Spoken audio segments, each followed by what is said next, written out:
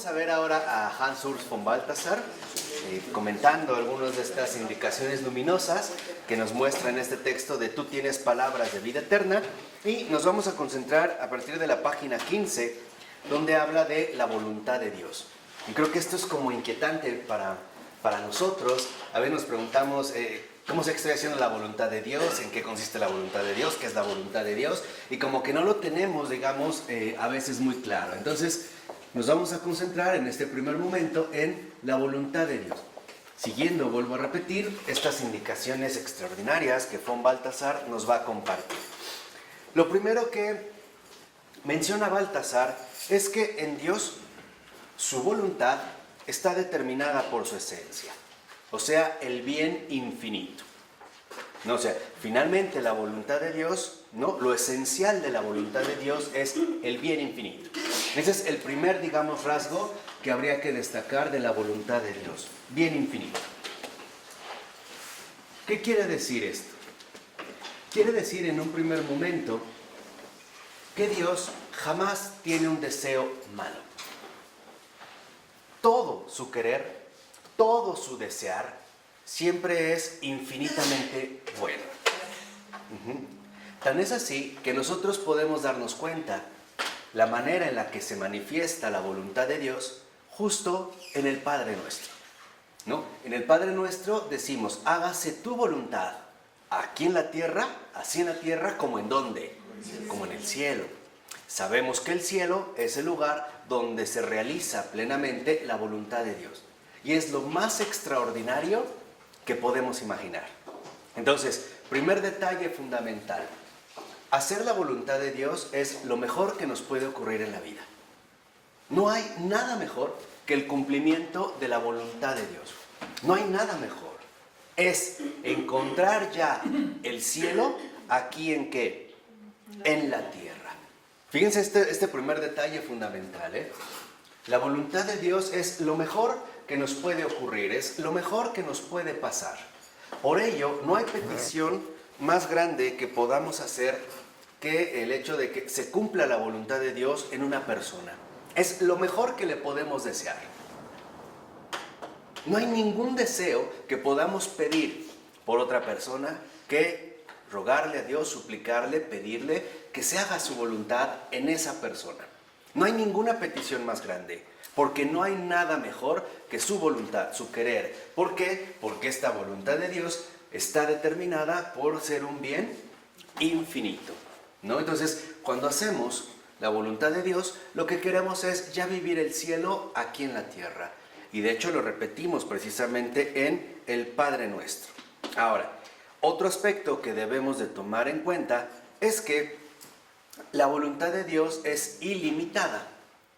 Sí, pero está vinculada con cada uno de nosotros, que es ciertamente limitado, ¿no? Aquí hay como una relación particular.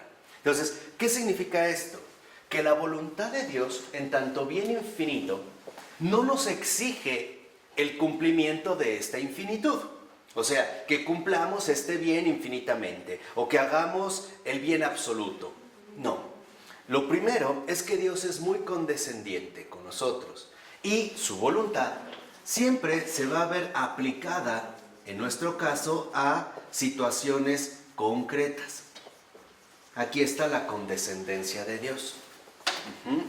Estas situaciones concretas precisamente tienen que ver las que afrontan sus criaturas racionales y libres, es decir, finalmente humanas, ¿no? Entonces, lo que vemos es que en efecto significa que la voluntad de Dios no es algo abstracto, no es algo en general, así indeterminado por completo, que nosotros no podemos abarcar. No es así. El bien infinito que constituye la voluntad de Dios aterriza en nuestra vida a partir de situaciones concretas. Y por lo tanto, el bien infinito se va a transformar en este caso en un bien concreto, particular. No se nos invita, y esto es algo bien importante, a que nosotros tratemos de realizar algo que está fuera de nuestro alcance. No es así. La voluntad de Dios se adecúa, se adapta a nuestras condiciones de vida humanas y ordinarias. Dios no nos pide absolutamente nada inhumano. Dios es tan bueno que siendo infinito se acopla a lo finito, ¿no? Por poner este término. O sea, Dios es tan extraordinario que siendo Dios se la pasa muy bien siendo hombre también. Lo voy a resumir de esa manera. Esta es su omnipotencia, su grandeza. Siendo Dios se la pasa re bien siendo hombre también, como nosotros. Entonces, esto significa que en la voluntad de Dios, en estas situaciones concretas, lo que tenemos que ver es que Dios quiere esto y aquello. O bien, esto sí, esto no. Y eso es lo que debemos de tener muy presente. En las situaciones concretas podemos decir entonces que Dios quiere esto, ¿no? Algo en particular, esto, algo en particular y concreto,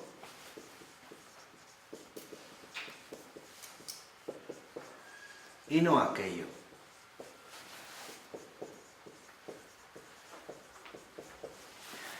¿Por qué menciona el padre Baltasar esta cuestión? Porque a veces pareciera que nosotros solo escogemos una opción de la voluntad de Dios, ¿no? Por ejemplo, sí a todo, y no es así. Hay que entender que la voluntad de Dios, que aterriza en nuestras situaciones concretas, en efecto, hay cosas que Dios quiere, pero hay cosas que definitivamente no quiere. Va a ser, digamos, una especie de acomodamiento, ¿no? Gradual, donde se irá, digamos, presentando una determinada limitación. ¿Por qué? Porque lo que verdaderamente es limitado no es su voluntad, es la situación concreta de nuestra vida. O sea, lo que realmente importa aquí es que cuando Dios quiere, cuando Dios quiere algo, siempre va a querer algo en relación con situaciones concretas. Y Él sabe y perfectamente bien que estas situaciones concretas son en efecto limitadas. Lo que es limitado es nuestra situación concreta, no su voluntad. No su voluntad. Por ejemplo, es como, voy a tratar de poner ejemplos como muy claros. Es como si alguien nos invita a un café, nos dicen, ¿quieres un café? Sí. ¿Con cuántas de azúcar? No la queremos lleno de azúcar. Es tanto como decir, mira, con 2 cucharadas sí, 3 no. ¿Me explicó?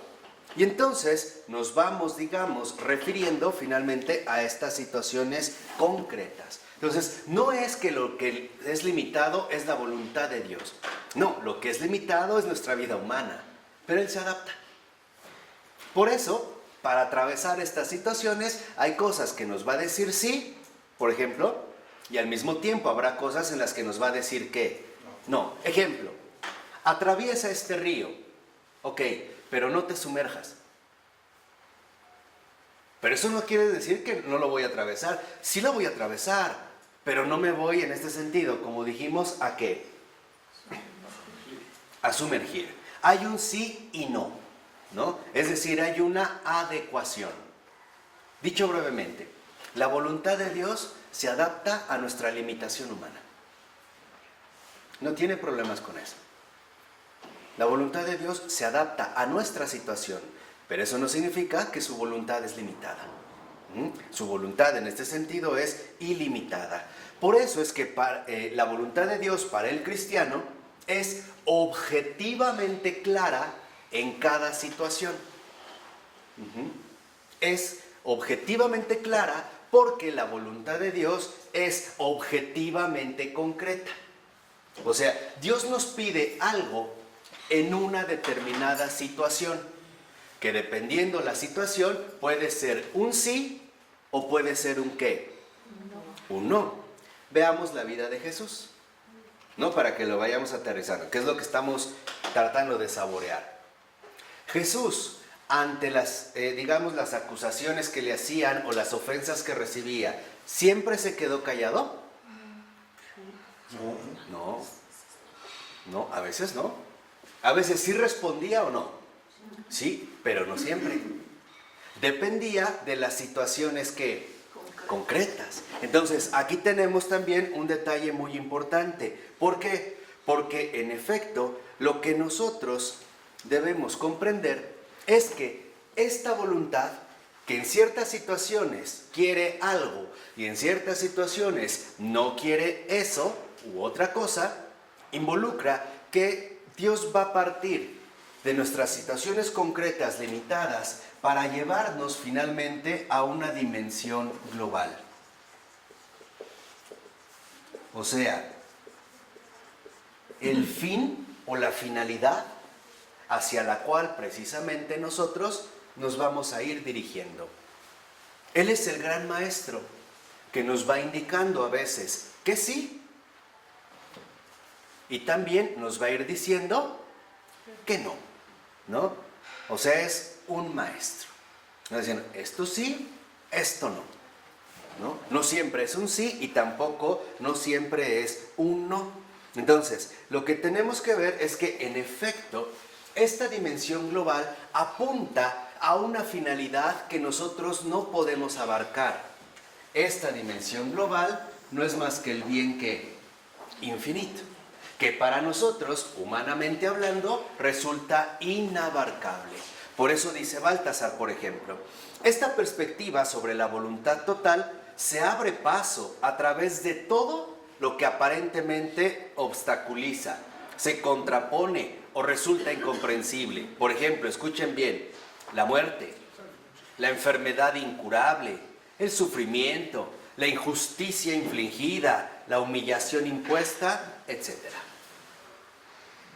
¿Por qué a veces pareciera que entonces atravesamos ciertas cuestiones que para nosotros nos pueden resultar de alguna manera incomprensibles? ¿Por qué? Por la sencilla razón de que Dios ve algo más que nosotros no alcanzamos a percibir. Es por eso. Nosotros, obviamente, en nuestra condición humana real, las situaciones concretas lo abarcan todo. Nosotros tendemos a quedarnos en nuestra propia limitación. Entonces, si alguien me dice sí, yo supongo que ese sí será ¿para qué? Para siempre. Pero Dios no tiene esta comprensión de las cosas, porque la voluntad de Dios siempre tiene presente el bien infinito que abarca toda una dimensión global. Por eso, por ejemplo, a veces vemos cómo nos dice sí a la salud y a veces nos dice no a la salud y llega la enfermedad. A veces nos dirá sí a la prosperidad y a veces dirá no a la prosperidad y vendrá la escasez. Porque como punto de referencia, Dios tiene presente nuestra salvación.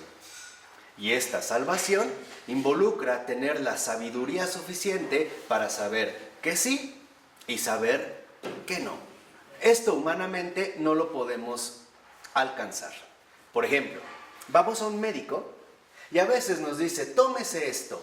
Y resulta que esto que nos mandó nos hizo daño. Él suponía que ¿qué? Que sí, pero la realidad fue que no sucedió. ¿Esto qué significa? Que nosotros no abarcamos el bien infinito. Dios sí. Por decirlo brevemente, la voluntad de Dios significa que Él nos lleva paso a paso por un camino que nosotros ni conocemos ni comprendemos. Aquí es donde viene una lección extraordinaria de la vida cristiana. Todo, absolutamente todo lo que ha sucedido en nuestras vidas tiene sentido a la luz de este bien infinito, aunque por el momento no lo entienda. Así sean, les vuelvo a repetir lo que decía el padre Baltasar, enfermedades, muerte, y no necesariamente la propia, tal vez de mi esposo, de mi esposa, de mi madre, de mi hijo, de mi vecino, de mi pariente, de mi hermano, sufrimientos, injusticias infligidas, recibidas, humillaciones impuestas y todo tipo de desdichas que aquí hemos padecido. Ahí es cuando nosotros realmente experimentamos la experiencia dolorosa de nuestra limitación. ¿Cuántas veces no hemos dicho, quizá con llanto en los ojos, ¿por qué me pasó esto? ¿Por qué sucedió esto? Es más, llegamos humanamente a decir, ¿por qué a mí? ¿Por qué me quedé sin trabajo? ¿Por qué se murió mi bebé de 3 meses, por ejemplo? Y empezamos a decir si era inocente, si no tenía culpa. O sea, ahí se ve que en realidad esta dimensión global para nosotros nos es inabarcable. Por eso es que la vida de fe siempre se maneja en base a la confianza. ¿Me explico? ¿Sí? Esto es bien importante. Entonces, hay primero que entender que la voluntad de Dios siempre apunta al bien infinito que solo Él puede realizar. Aunque nosotros no entendemos el resultado final, Él sí. A nosotros nos va llevando paso ¿qué? Paso a paso. Entonces, en este sentido, por ejemplo, vemos cómo posiblemente este paso a paso, en esta dimensión global, a pesar de que son situaciones concretas, limitadas, son reales, las cuales se van a ver plenamente confirmadas en nuestra cercanía con el prójimo. Ahí es donde se va a ver. Por ejemplo, cuando Jesús está ante Pilato, sí responde. Y cuando lo llevan con Herodes, no habla. No habla. En una ocasión que, por ejemplo, ¿no? A Jesús lo quieren despeñar, no habla, se pasa entre ellos. Pero en el templo sí responde. Dinos con qué autoridad haces esto. Y responde. A veces no. A veces Jesús está muy activo. A veces duerme. A veces está obrando milagros. A veces está orando. ¿Qué quiere decir? Que vamos a ir acercándonos como Él precisamente paso a paso. ¿Por qué? Porque ahí es donde nosotros podemos ver cómo estas situaciones concretas, limitadas, pero reales, no son más que la configuración gradual de nuestra propia misión. Podemos decir, ok, estas situaciones concretas, limitadas, reales, no son más que el cumplimiento gradual, paso a paso, de nuestra propia ¿qué? Misión. Ahí en lo concreto. Dios no trabaja en lo abstracto, Dios va a lo concreto, aquello que tenemos precisamente a nuestro alcance, ¿no? De tal manera que entonces cada situación concreta, es decir, la misión, siempre es una oportunidad. El Señor va configurando paso a paso un camino global de salvación. Esa es la voluntad de Dios. Porque si no había llegado tu hora, si tú lo hubieras entendido antes, tu culpa hubiera sido muy grande. Porque es el momento oportuno. Por eso, por pura misericordia. Porque no podía hacerlo. Exactamente. Y si se te hubiera dado a entender, no lo hubieras realizado. Y entonces, en lugar de tener méritos, hubieras tenido culpas Y culpas. terribles. Por pura bondad. Ya ven lo que les decía, ¿paso a qué? Paso a paso. Entonces, lo que debemos de entender es que la voluntad de Dios se va encarnando en nuestra vida diaria. Grábatelo, paso a paso. Nosotros tendemos a saltarnos los pasos. En serio, o sea, tendemos a pensar ya en realizaciones anticipadas, ¿no? Por ejemplo, mi misión es, no sé, ir a visitar enfermos. Sí, pero tienes que darte cuenta cuál es el trayecto que tienes que realizar para llegar al cumplimiento de esta misión. Entonces, podemos decir que la misión, que es lo que el Señor nos permite realizar, es justamente una oportunidad, ¿no? Es, digamos, un marco oportuno donde nosotros tendremos que estar muy atentos de lo que el Señor en este sentido me va pidiendo, ¿no? Por ejemplo, Jesús se oculta a veces de sus enemigos porque no ha llegado su hora, ¿no? Se oculta, no se entrega. O bien pertenece a su misión censurarlos. Cuando le decía a los fariseos, por ejemplo, sepulcros blanqueados, o a Pedro, ¿no?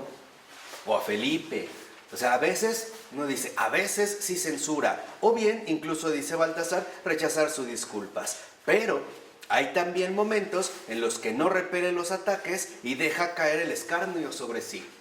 O sea, hay tiempos para hablar y tiempos para callar. Este es un tiempo en el que se irá viviendo, ¿no? Entonces dijimos paso a paso. Y en ambas situaciones, ya sea sí, ya sea no, se cumple la voluntad del Padre. No, fíjense, no en virtud de su propia decisión, sino con una obediencia al Espíritu Santo. Y aquí viene la parte central. La misión es, de fondo, la oportunidad que Dios nos da para realizar la obediencia de redención. Porque la base central de la obediencia, de la redención es la obediencia. Nosotros ya sabemos que el pecado fundamental de Adán y Eva es la desobediencia. No la lujuria y no sé qué tantas cosas dicen, es la desobediencia. El Señor les dijo, no esto. Bueno, Adán y Eva tomaron su propia decisión y dijeron sí. Entonces, la misión es una oportunidad de obediencia.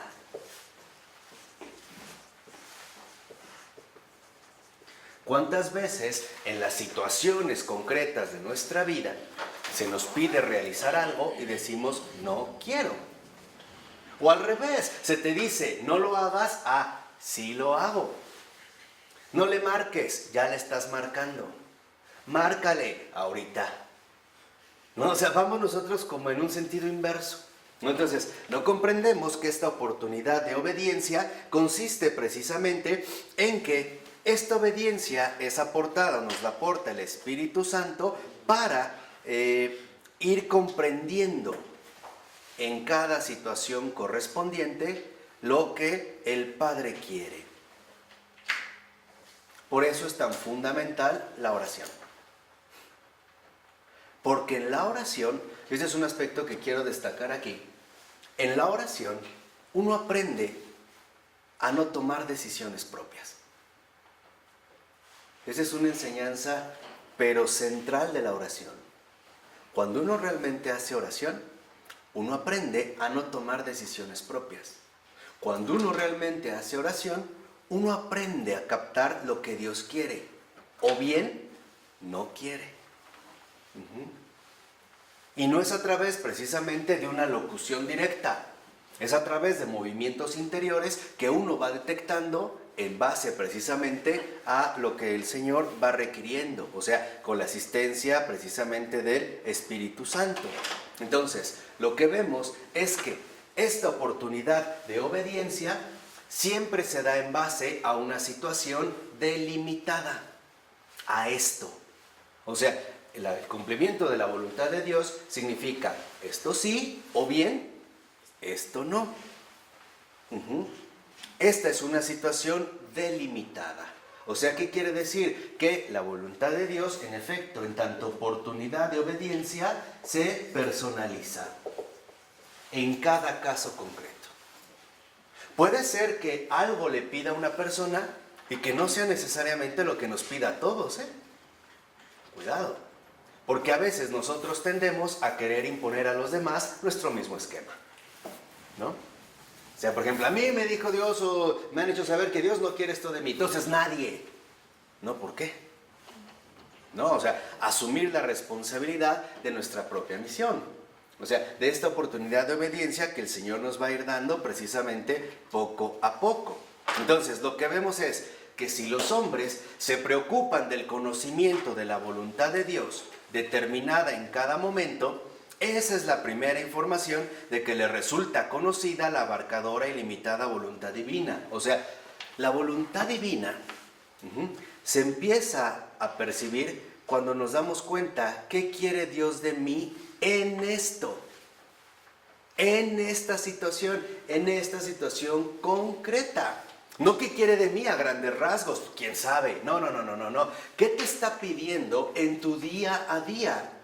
En tu situación vivencial cotidiana. ¿Qué es precisamente lo que te está pidiendo en tu, en tu persona? Porque la voluntad de Dios no necesariamente se manifiesta a partir de los casos excepcionales, no, sino a través del transcurrir del día a día. Y por lo menos sí hay una exigencia clara de la voluntad de Dios para todos nosotros. Si no estamos decididos a ser buenos, al menos propongámonos no ser tan malos. Este ya es un primer paso. O sea, si no estamos decididos a ser buenos, por lo menos intentemos no ser tan malos, ¿no? Ahí sería, digamos, como un primer camino. Entonces, podemos ver que en efecto,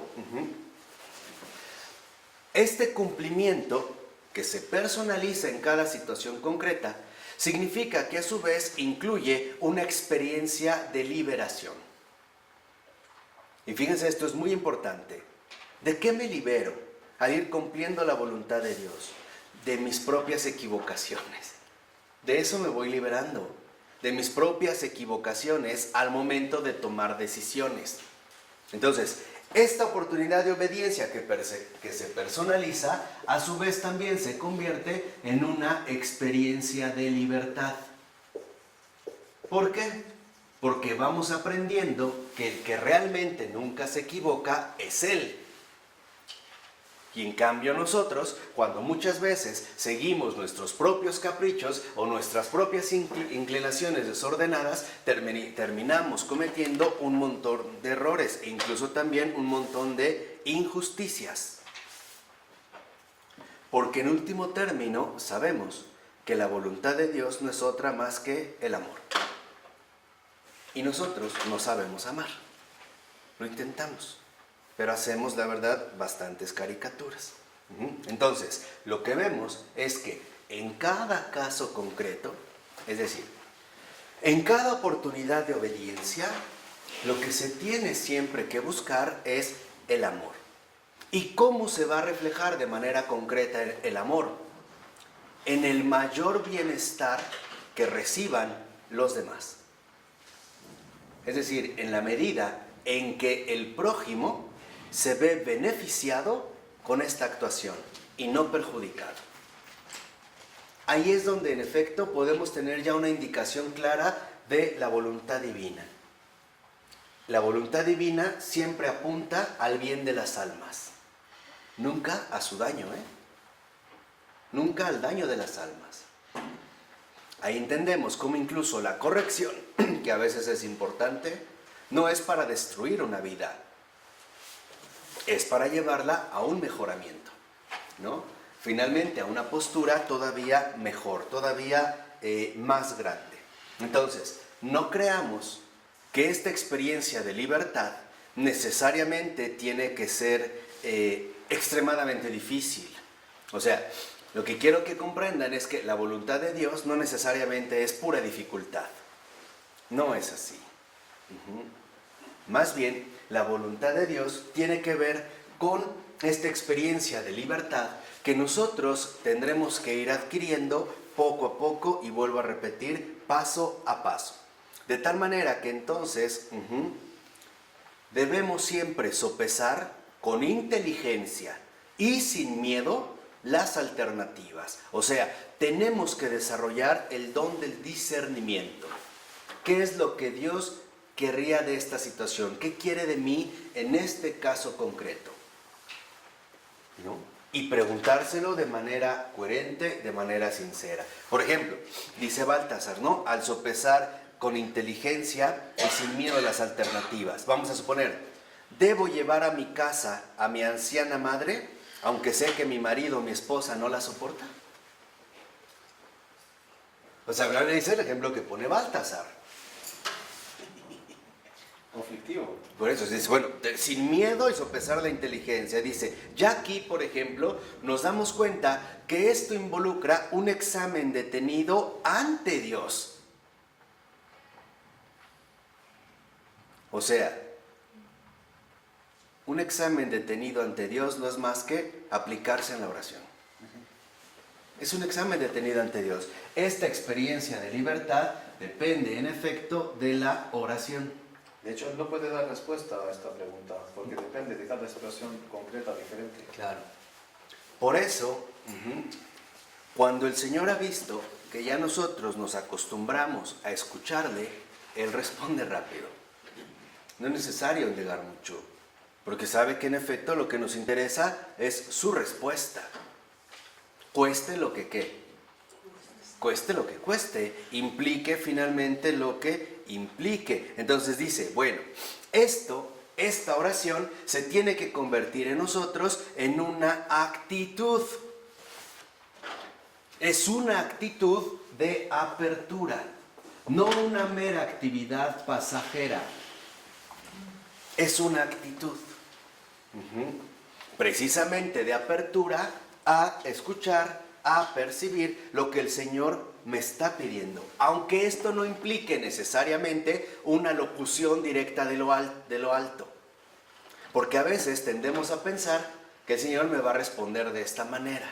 Por ejemplo, Jesús, ¿me compro mi coche MKZ Mercedes, sí o no? Y esperamos como que una voz diga del cielo, no, o sí. No, eso solo pasa en las caricaturas. No tiene que ser necesariamente una locución. Porque lo que más involucra, lo que más importa en este caso no es tanto la respuesta, sino la actitud con la que nosotros, ¿no?, nos estamos presentando ante el Señor. Porque hay gente que le pide al Señor qué debe hacer, pero no está dispuesto a realizarlo. Acuérdense del joven que se acerca con Jesús. Señor, ¿qué tengo que hacer para obtener el reino de los cielos? ¿Qué tengo que hacer? Fíjense. Quiere saber, pero no está dispuesto. Jesús le dice, no, cumplí los mandamientos, ya lo he hecho. Ok, ahora ve, vende todo lo que tienes, dáselo a los pobres, después ven y sígueme. ¿Y qué dijo? No. Entonces, ¿qué quiere decir? Que esta actitud de oración es una actitud receptiva. Es una actitud de recepción, de apertura.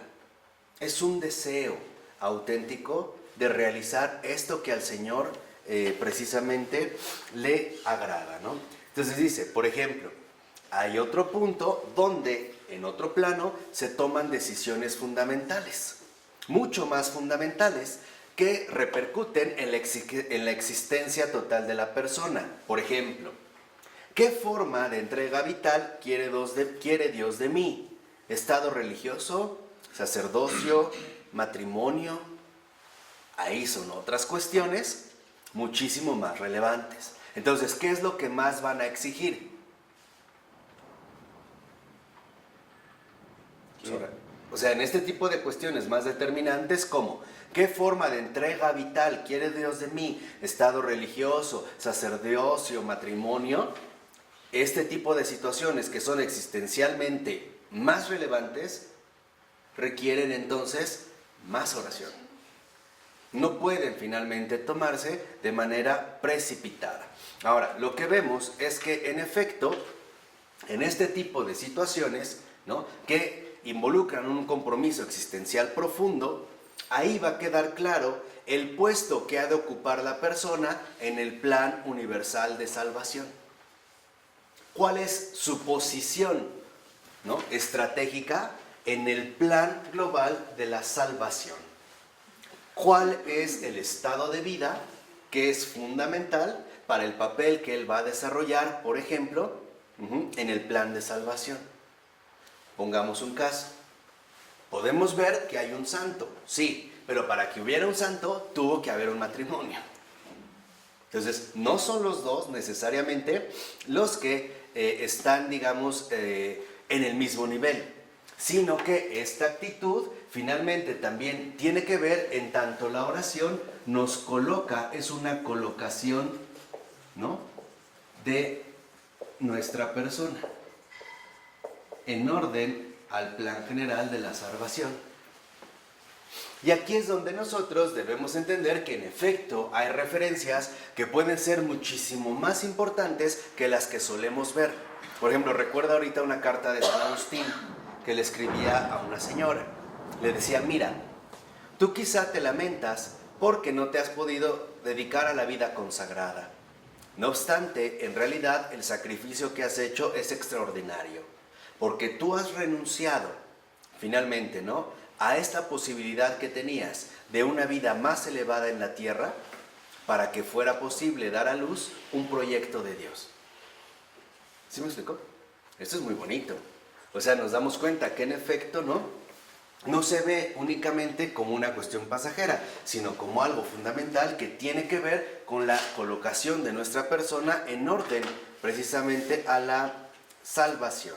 Entonces, lo que tenemos que darnos cuenta es que en este tipo de situaciones lo que se exige es nuestra persona entera, o sea, el estado de vida. Eso es lo que se nos exige. Por ejemplo, también hay un estado de vida como viuda, donde no necesariamente se me pide otra vez el matrimonio, ¿eh? No puede ser necesariamente así. Habría que estar en oración, en esta actitud constante, para que el Señor me vaya manifestando cuál es el estado de vida que quiere para mí, ¿no? Y al mismo tiempo me vaya preparando para poder realizarlo. Entonces, lo que vemos, y es lo que dice finalmente Baltasar, que no podemos llevar a cabo esta elección apoyándonos en ninguna regla general. O sea, el estado de vida del cristiano no se puede hacer a través de un reclutamiento. No se puede hacer a través de una propaganda generalizada. Todos en este esquema. No, solo se puede hacer en el cara a cara, entre Dios y la persona. Es Él finalmente, el que en efecto va a tomar esta decisión tan crucial para el ser humano. Por lo tanto, entonces, lo que vemos es que en esta decisión nuestra inteligencia jugará un papel, pero no será el papel definitivo. ¿Por qué? Porque la decisión como tal solo puede darse en la oración. De tal manera que entonces toda la libertad que le ha sido ofrecida al hombre tome finalmente su elección definitiva. Una entrega plena en absoluta libertad. Que eso es finalmente lo que se requiere. Entonces, entendamos en síntesis que hay, por así decirlo, dos niveles fundamentales de la voluntad de Dios. La primera es, ¿qué estado de vida quiere Dios para mí? ¿Qué estado de vida? Consagrado, religioso, sacerdote, casado, soltero. ¿Qué estado de vida quiere para mí? Este es muy importante, porque este estado de vida nos va a dar la colocación de toda nuestra persona en orden a la salvación, o sea, en orden finalmente al bien infinito que se llama redención. Y la segunda dimensión tiene que ver precisamente con el hecho de darme cuenta cómo esta voluntad al mismo tiempo se irá manifestando en las situaciones concretas que se irán presentando en mi vida en el día con día. Las exigencias del amor que se me van presentando en el día con día.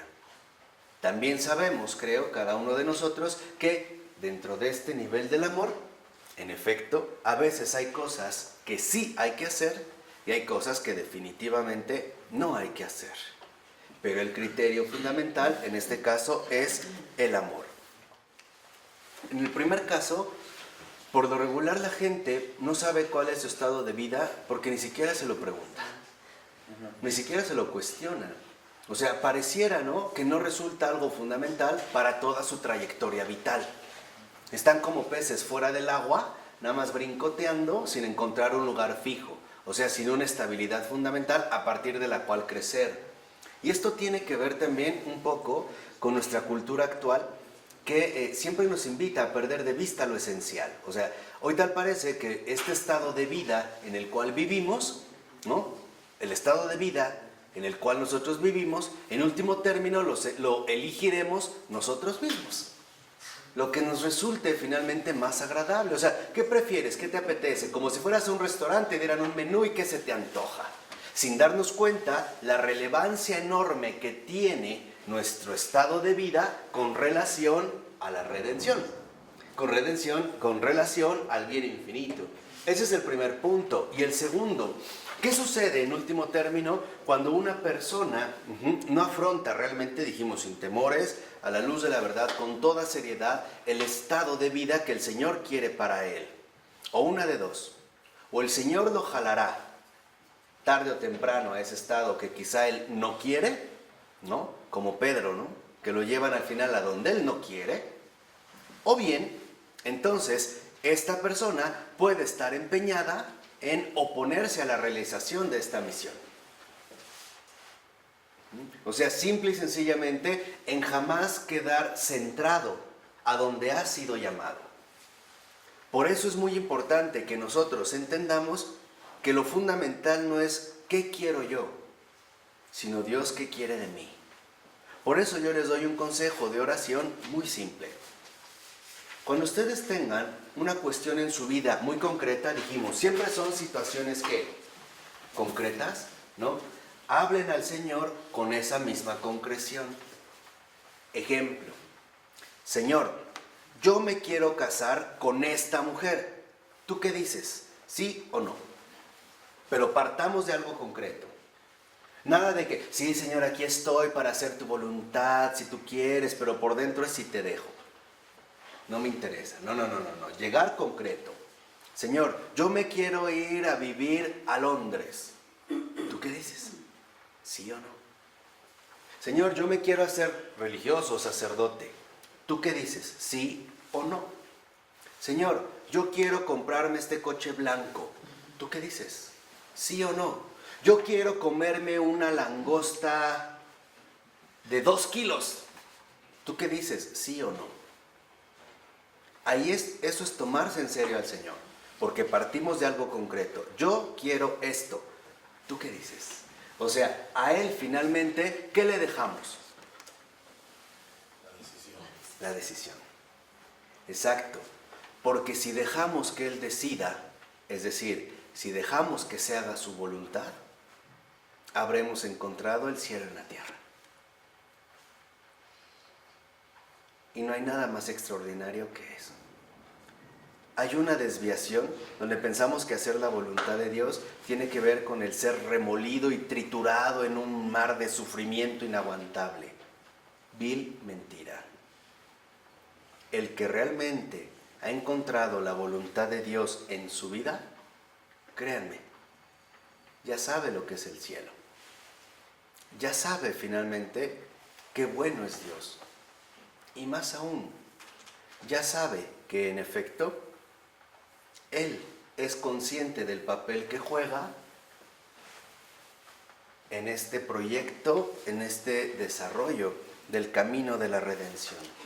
Su única preocupación es una, que el Señor le ayude para que los demás no queden defraudados por culpa propia, por su culpa. Que lo ayude a que los demás no queden defraudados por su negligencia o por su ineptitud. Simple y sencillamente, que el Señor le ayude para agradarle todos los días de su vida. Porque hoy vivimos con la falsa idea, la invención moderna de la autonomía. Y por lo tanto, estamos equivocadamente convencidos de que las decisiones las debo de tomar yo mismo por mi cuenta. ¿Cuántas veces los jóvenes te dicen, tú no te metas, es mi decisión, yo hago lo que ¿qué? Yo hago lo que quiero.